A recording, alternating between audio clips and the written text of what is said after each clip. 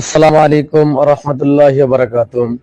আমার সম্মানিত বন্ধুগণ, আপনারা সবাই কেমন আছেন? আমি আলহামদুলিল্লাহ আপনাদের দয়ায় ভালো আছি।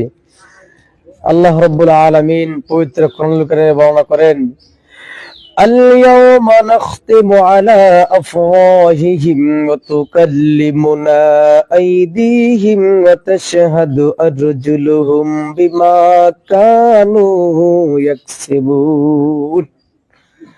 আল্লাহ রাব্বুল আলামিন কোরআনের ভিতরে বর্ণনা করেন, হে বান্দা, তুমি যত গুনাহ করো না কেন, কাল কিয়ামতের ময়দানে আল্লাহ যখন জিজ্ঞাসা করে বান্দার কাছে, তখন বান্দা সমস্ত গুনাহ যখন অস্বীকার করবে, তখন আল্লাহর হুকুমে কি বন্ধ হয়ে গেছে নাকি?